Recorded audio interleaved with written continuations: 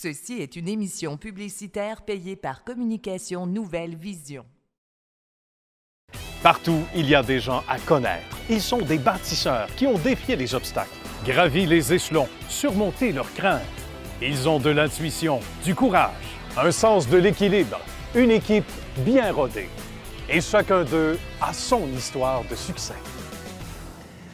Bon vendredi matin à tous avec des gens inspirants, une fois de plus, à Histoire de succès. J'espère que vous allez bien. Bienvenue à tout ce bon monde autour de la table. Le temps de vous rappeler qu'on est depuis l'étrier à Laval, boulevard des Laurentides. Donc, vous venez faire un tour quand vous voulez, à toute heure du jour, ou presque. Venir déjeuner à n'importe quel moment, c'est toujours... Qu'est-ce qu'on peut demander de mieux à la vie à partir de là? Nos invités cette semaine, entre autres, on a Cathy Loisel qui est là, d'Incimal. Bonjour, Cathy. Bonjour, Nicolas. Merci de venir déjeuner avec nous ce matin. Cathy, bien sûr, de chez Incimal, je le disais, la ferme Guyon, qui gagne en popularité année après 6 ans, également. Ben, c'est Sébastien Dion, que vous avez reconnu, qui est à ma gauche. Bonjour, mon cher Sébastien. Bonjour, ça va bien? Ça va bien, merci d'être là. Lucien Pomerleau, de l'ébénisterie Pomerleau, une institution, on va le dire, comme ça au Québec. Comment ça va, Lucien? Ça va très bien. Merci d'accepter l'invitation également. Vous avez tous des succès respectifs qui sont enviables. Et on va commencer avec notre amie Cathy, qu'on est allé rencontrer au cours des derniers jours. On regarde ce que ça donne.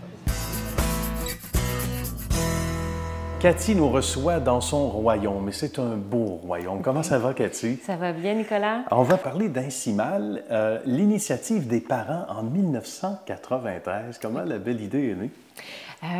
Bien, en fait, mes parents, anciennement, étaient quand même dans la disposition d'animaux de ferme. Okay. Et en 93, ils ont changé un petit peu de vocation pour s'en aller dans la disposition d'animaux domestiques. Bien. Parce qu'il y avait un besoin, évidemment.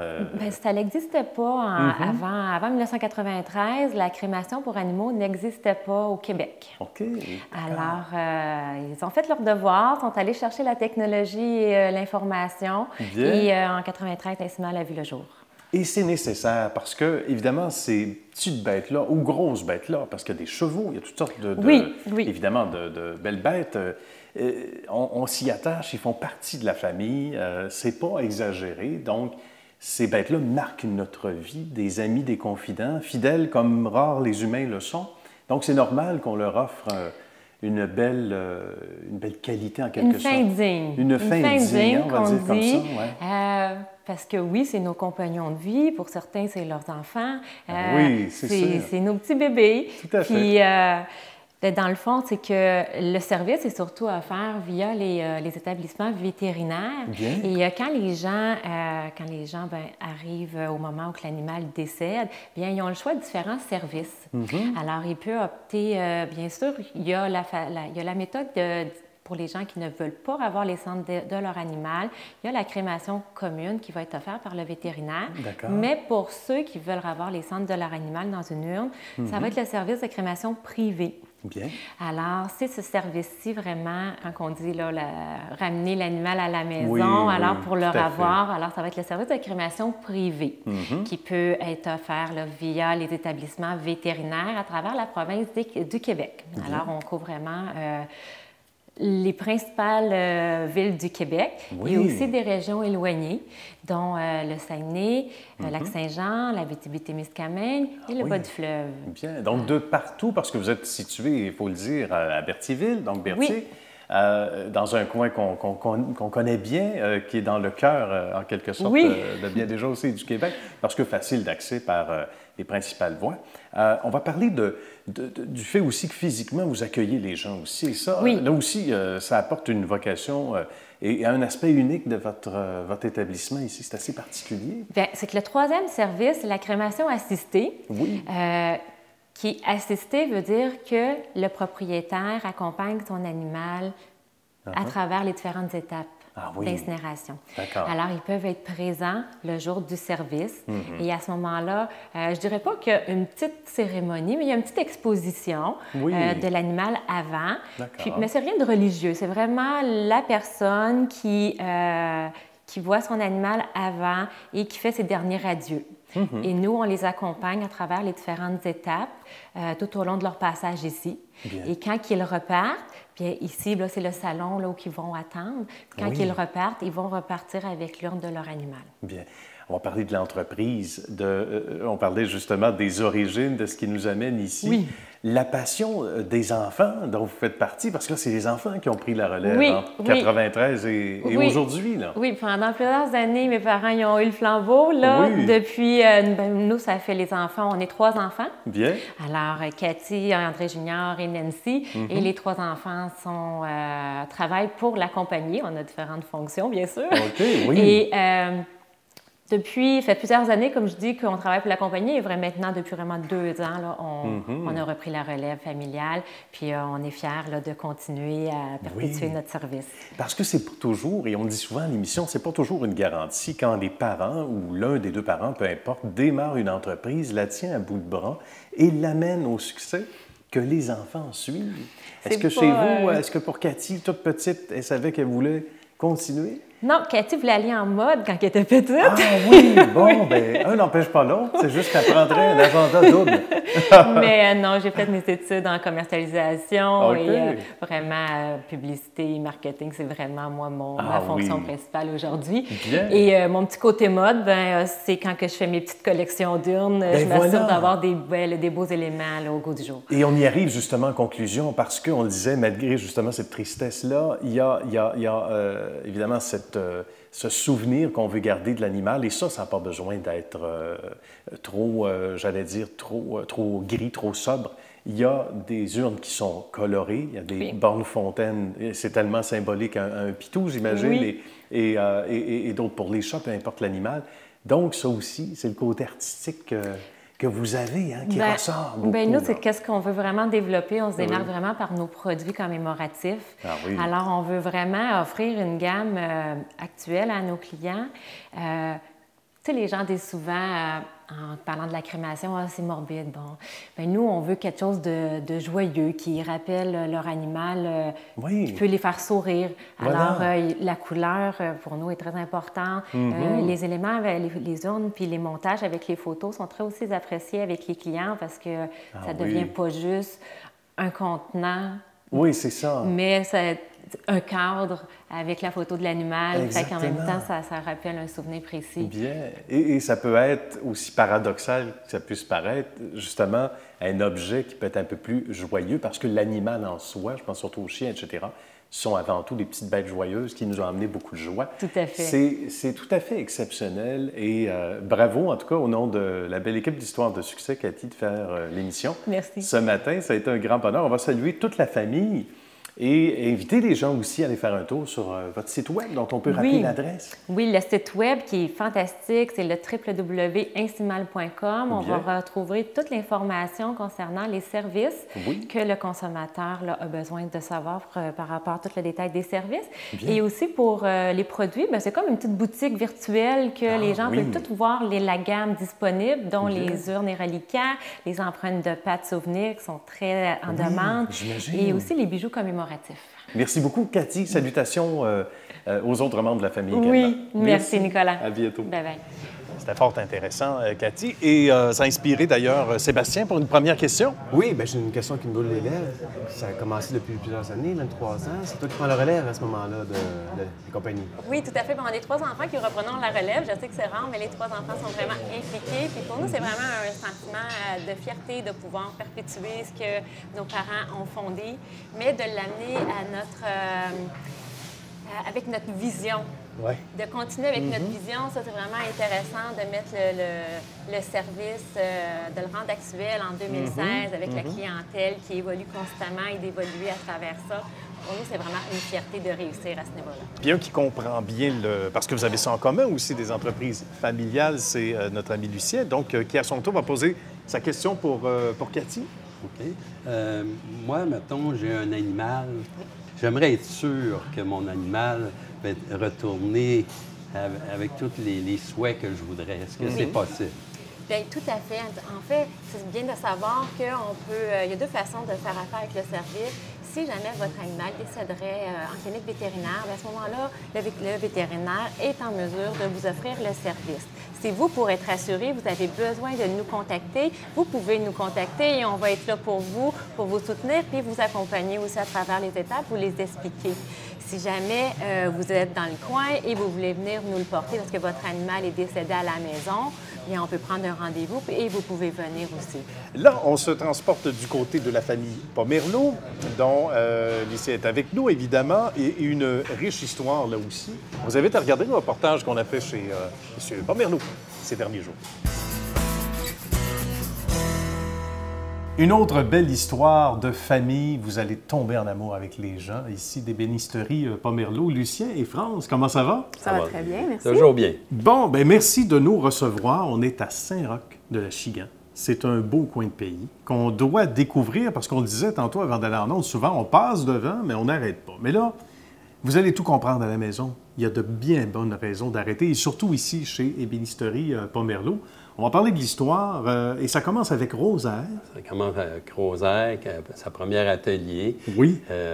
sur la rue Iberville à Montréal. Et par la suite, on s'est agrandi ici à Saint-Roch de la Chigan. Ça fait déjà 60 ans maintenant. C'est extraordinaire. Et ce qui est magnifique, c'est quand ça devient justement une histoire de famille. 3e génération déjà, avec notre amie France qui est ici.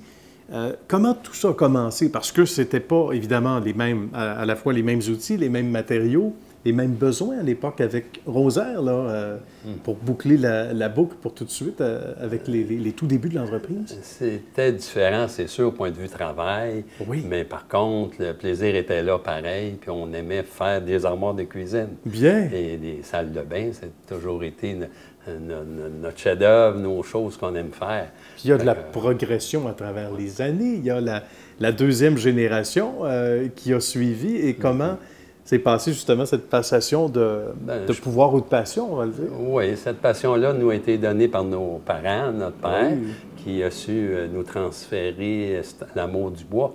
Parce que nous, c'est le bois qu'on travaille, les stratifiés. Ça fait que cet amour-là, on l'a conservé. Puis on aime faire des choses. Oui. Puis notre père nous a montré la patience et d'aimer les gens. Ça en prend.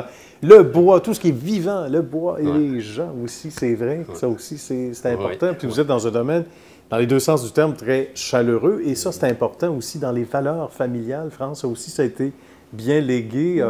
L'importance de prendre le temps avec les gens. Oui. Et c'est du sur-mesure pratiquement tout le temps. Oui, tout à fait. Nos projets sont uniques. Dans le fond, on prend le temps d'analyser les besoins des gens, qu'est-ce qu'ils veulent faire, quel espace ils veulent aménager. On a une équipe maintenant de cuisinistes et de designers qui travaillent avec nous aussi. En plus des gens de la famille, on a notre équipe. Et on vient analyser qu'est-ce qu'on a besoin de faire, notre façon de travailler dans la cuisine. Donc, on regarde à la fois l'ergonomie, les habitudes de vie. C'est important, ça. Et l'esthétique qui plaît aux gens qui nous appellent. Donc, dans des cas de rénovation, c'est certain qu'on se déplace à la maison pour aller voir où ça se passe. Mais oui, c'est important. Où on va devoir changer le tout pour mettre ça au goût du jour. Maintenant, en 2016, on est équipé de façon à la dernière technologie. Mon frère et mon cousin qui s'occupent de la production ont aussi des compétences en ingénierie, en machinerie. Donc, une contrainte devient plus un défi créatif pour nous. Oui. Et là aussi, on reconnaît tout le côté créatif du paternel à ce moment-là, de Rosaire, et par la suite, évidemment, la 2e et 3e génération. C'est un dénominateur commun? Oui, quand on regarde un peu dans le passé tout aussi. jeune, France avait ces talents-là aussi. Oui. Puis elle aimait beaucoup le design, les couleurs. Elle connaissait déjà toutes ses essences de bois. Fait que la relève était assurée. Mais la créativité, c'est ça. La créativité fait partie vraiment des qualités, je pense, à travers les générations à l'entreprise. Oui, mon grand-père Rosaire même fabriquait ses machines. On était à cette étape-là. Les outils, quand on pense aux outils de l'époque. Fabrication des outils. À la 2e génération aussi, on a eu des outils qui ont été fabriqués parce que mieux adaptés à notre usine. Donc, il y a ces compétences-là aussi au sein de notre équipe. Puis la créativité, c'est sûr, ici, en conception des armoires, bien là, ça nous le prend aussi. On travaille avec des nouvelles technologies en conception aussi. Donc, pour certains projets, on va faire des dessins 3D à l'ordinateur pour que le client puisse visualiser le projet avant qu'il soit livré. Parce qu'on ne peut pas fabriquer avant de fabriquer, mais on trouve des stratégies pour le présenter pour qu'on puisse l'imaginer. C'est ça qui a le plus changé, France et Lucien, les nouvelles technologies. Oui, la nouvelle technologie nous a fait avancer plus rapidement. Beaucoup, dans tous les domaines. La conception, la fabrication, puis la mise en marché aussi. Là, à tous les domaines, on a eu beaucoup de nouveaux. Puis France peut vous en parler encore. Les programmes qu'on a pour pouvoir aider les clients, puis aider faire vraiment sur mesure et à leur choix. Cette confiance que les gens ont, quand on regarde toutes ces années, ces décennies, ou après, donc 60 ans, c'est une affaire de famille et ça se poursuit. C'est rassurant aussi pour la clientèle? C'est ce qu'on nous dit, c'est ce qu'on perçoit, que cet aspect-là est rassurant. Il y a une continuité, on est ancien, tout en étant nouveau, parce qu'il y a une continuité. Le goût du jour, oui, c'est ça. On a une histoire, mais aussi on a un avenir. On le prépare tout le monde ensemble. C'est magnifique. Et d'encourager le travail localement aussi. Oui, c'est magnifique. Puis quand je dis local, c'est pas seulement une question de région, c'est tout le Québec, je pense. C'est tout le Québec qui se déplace pour venir nous voir. Ah oui, aucun doute. Oui, c'est ça. Notre clientèle est un peu partout. Ce n'est pas parce que notre salle de montre, elle est ici et notre usine que notre clientèle est simplement autour d'un rayon de 50 ou 100 km. On se déplace. On a fait des projets en Floride, à Boston. Ah oui, à Boston aussi? Oui, on s'est déplacé, même en Estrie, Antigua, l'île d'Antigua. On a fait des projets là aussi. Donc, on s'adapte. On sur se déplace. La planète entière. On déménage avec nos clients. C'est ça. Quand nos clients déménagent, on est là. On est là pour les accompagner. Lucien, avec 50 ans de carrière, il est arrivé qu'il a pu faire 3 cuisines dans la même pour le même couple qui déménage et tout ça, ou qui veut changer après 20 ans sa cuisine. Donc, ou les enfants aussi, oui, les enfants. Deuxième génération. C'est là qu'on dit qu'on s'adapte à nos clients. Voilà. C'est vraiment le plaisir de travailler souvent avec la même personne, le même client qui revient pour 3 générations aussi. Là. Cette loyauté-là parle d'elle-même. Pas besoin de statistiques, on voit qu'il y a une satisfaction, les gens y reviennent ou réfèrent d'autres individus également. Merci beaucoup, ça fait France. plaisir. Ça a été merci un beaucoup. bonheur. Merci, mon cher Lucien. Salutations à la belle famille tout entière de Pomerleau également. Au tour de Cathy, maintenant, de poser sa question à M. Lucien Pomerleau. Lucien, disons que là, j'aurais ma cuisine à refaire dans les prochains mois. Comment je procéderais? Bon, premièrement, c'est de nous contacter par téléphone. Et puis, nous, avec Ébénisterie Pomerleau, on va pouvoir prendre un rendez-vous avec toi. Puis, tous nos rendez-vous sont gratuits. Fait que depuis 60 ans, on va chez vous faire une évaluation complètement gratuite. Parce que nous, on fait du sur-mesure. C'est vraiment fait pour le plaisir d'une cuisine à ton goût. Fait que les clients difficiles, vous connaissez ça. Il n'y a pas de problème. On est habitué, on est adapté, on fait du sur-mesure. Fait que ça va être vraiment à ton goût. Ah, bien, c'est parfait, ça. Sébastien, maintenant. Je voulais savoir, le meilleur coup que vous avez fait? Le meilleur coup, c'est de rester dans notre domaine depuis 3 générations, dans les armoires de cuisine. Parce qu'autrefois, on était des moulins à scie. On était toujours dans le bois depuis 5 générations, mais dans les armoires de cuisine, salle de bain, ça nous a coûté toujours cher d'aller ailleurs. On a dû revenir parce que le bois, ça sent bon, tu comprends. On a du plaisir à travailler dans le bois. Et on travaille le bois et tous les autres produits. Mais on a aimé ça. Et c'est cet amour de la nature et du bois qui a conduit Sébastien, il y a quelques années, avec la famille, les amis, à changer de vocation, on va le dire comme ça. Changer de domaine, oui. Un domaine complètement différent. Oui, on était dans la bière avant, donc c'est un domaine très agréable, évidemment. On est dans la bière, l'agriculture, l'horticulture, c'est complètement différent. Puis on a ajouté un volet agritouristique, si on veut. Ah oui. Par accident. Mais un bel accident. Vous allez tout comprendre en regardant le reportage. À la ferme Dion, on est accueilli par notre ami Sébastien. Dion, comment ça va? Ça va très bien vous-même. Ben oui, merci ça va d'être bien, là, merci beaucoup. Bien, merci de nous accueillir en plein mois de novembre dans une papilloterie. Dans une papillonnerie, oui. Ça, une papillonnerie, c'est assez rare. On va en parler parce que c'est un lieu magnifique. Combien d'espèces de papillons ici? On a jusqu'à 60 espèces de papillons durant la saison. Donc, au début de la saison, on a peut-être une trentaine de variétés. Puis, la fin de la saison, disons à partir de septembre, octobre, novembre, d'autres sortes de papillons qui arrivent. Au début de la saison, évidemment, c'est la thématique mexicaine, Costa Rica, donc Amérique latine. Puis, un peu plus tard, durant la saison, on a une nouvelle variété d'Asie, donc Philippines, Malaisie. Évidemment, à partir de septembre, on a aussi des papillons du Québec. Évidemment, il faut parler de l'entreprise au sens large. Comment tout ça a commencé? Bien, tout ça a commencé, en fait, c'est une histoire un peu par accident. Nous, on était propriétaires de Unibo jusqu'en 2004. Oui. Et on a parti ça avec Robert Charlebois, la famille et tout ça. Et en 2004, on a eu une proposition de cinéma, on l'a vendue. Oui. Et mon père, lui, son rêve, avant de partir la brasserie Unibo, c'était de partir un centre-jardin ici. Donc, on parle de trentaine d'années. Il a été longtemps pour Rona. Et puis lui, c'est passé un centre-jardin. Alors, quand on a vendu, le premier projet, on a fait certains projets, mais celui-là en particulier nous m'intéressait beaucoup. Oui. Et on est allé voir plusieurs choses qui se passaient à l'étranger, notamment en Europe, puis aux États-Unis. Puis on est tombé sur des projets bien intéressants sur une façon de faire un centre-jardin. D'abord, avant tout, c'est un centre-jardin qu'on voulait ouvrir. À la base, c'était ça? À la base, c'était ça. Alors, on a eu beaucoup de projets, on trouvait qu'ils étaient très avancés sur nous, mais aussi un centre-jardin éducatif. Il se passe quelque chose d'extraordinaire. On commence la construction du bâtiment, les serres sont prêtes, on n'a toujours pas de nom. Et on ne peut pas appeler ça Centre-Jardin Dion, parce qu'il y a déjà le Centre-Jardin Dion à Sainte-Thérèse. Oui, tout à fait, absolument. Alors, des cousins à nous. Et donc, on a créé une compagnie qui s'appelle toujours, évidemment, Ferme Guyon, pour cultiver les terres à l'époque. Donc, on cultivait les terres.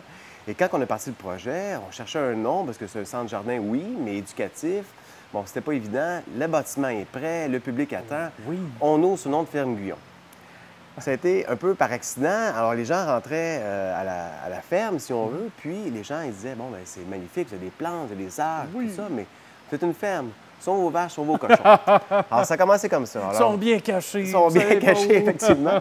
Alors, l'année suivante, on a commencé à vendre des poules de façon très modeste. On vendait à peu près une trentaine, quarantaine de poules. Maintenant, cette année, 850 poules, un peu plus, une bonne croissance. Et on s'est aperçu que les jeunes étaient un peu fascinés par le fait qu'une poule blanche fasse un œuf blanc et qu'une poule brune fasse un œuf brun. On s'est dit, c'est vrai, on n'apprend plus ça à l'école. C'est vrai. Alors, on a commencé à donner des cours. Des cours sur comment on fait le lait, comment on fait le miel, d'où vient le beurre.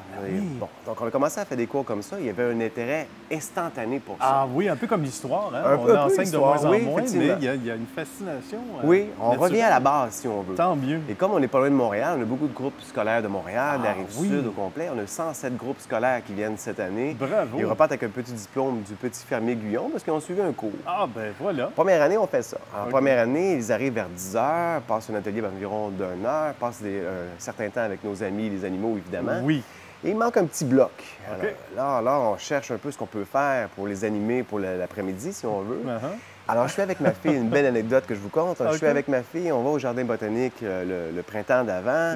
On va voir les papillons en folie au biodôme, au jardin botanique, pardon, et elle rentre dans le complexe de serre. Et tout de suite, il y a plein de papillons qui viennent la voir à elle. Elle me regarde, elle avait 8 ans à l'époque. Elle me dit, papa, c'est extraordinaire. Je dis, on va voir ça à la ferme Guyon. Je pourrais inviter des amis tout l'été.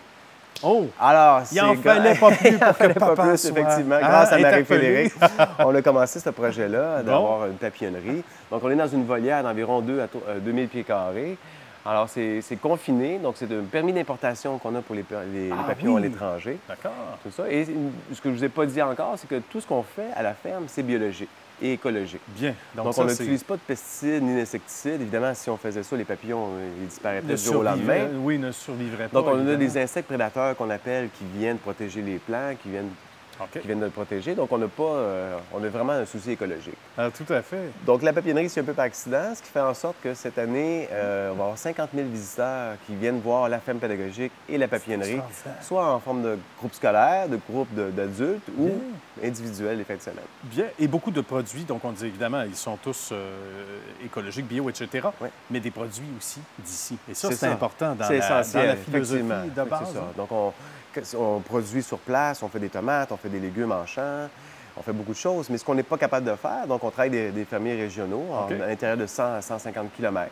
Donc, des producteurs locaux qui viennent compléter la gamme qu'on offre aux clients. Excellent. Est-ce que le succès dépasse les appréhensions qu'on avait? J'imagine que oui, Sébastien, oui, encore il n'y a pas si longtemps. C'est sûr que c'est un gros projet. Ouais. Le nom nous aide, mais aussi, il faut l'expliquer. Quand les gens me disent « C'est quoi la ferme Guyon? » je dis « Assis-toi, on va prendre quelques minutes. » Tu t'as bien avec toi? Exactement. Donc, c'est un peu long à expliquer. On n'est pas nécessairement près du centre-ville de Montréal. Okay. Donc, ce qu'on fait pour tirer notre épingle du jeu, si on veut, c'est qu'on a beaucoup d'activités. Chaque fin de semaine, il se passe quelque chose à la ferme Guyon. On a des artisans qui viennent dans la vieille grange. On a l'envolée des papillons au mois de septembre, qui est un des plus bels événements qu'on a. Il y a 3 000, 4 000 personnes qui viennent voir durant le week-end l'envolée des papillons monarques. En octobre, on a la grange hantée.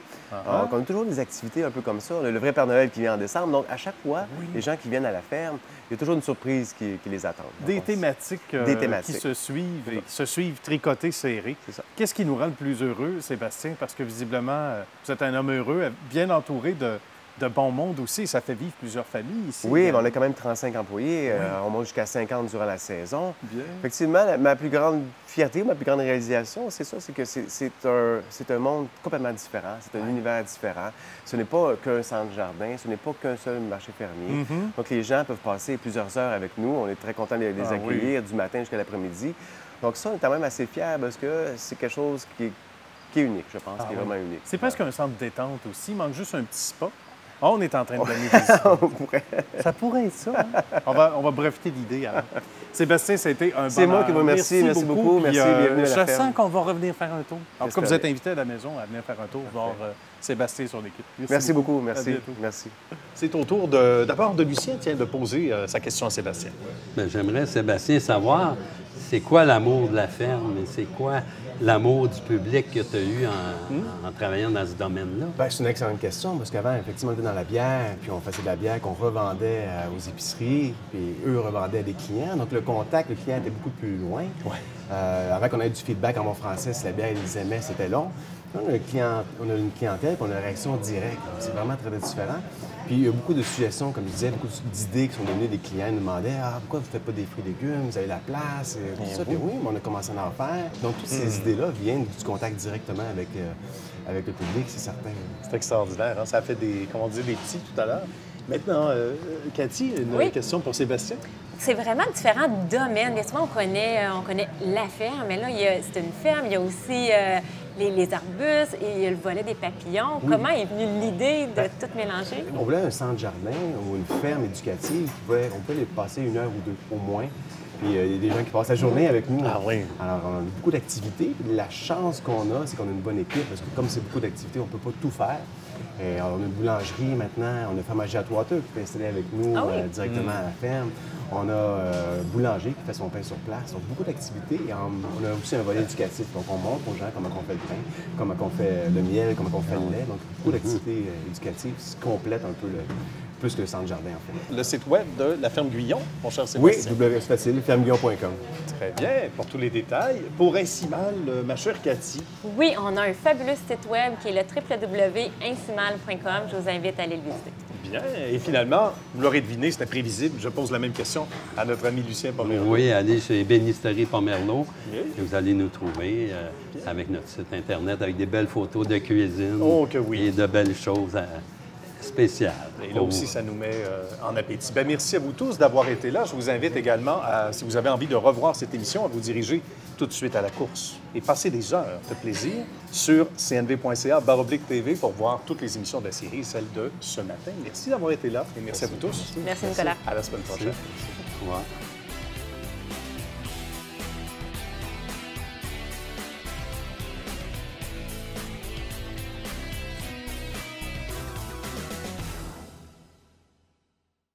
Ceci est une émission publicitaire payée par Communication Nouvelle Vision.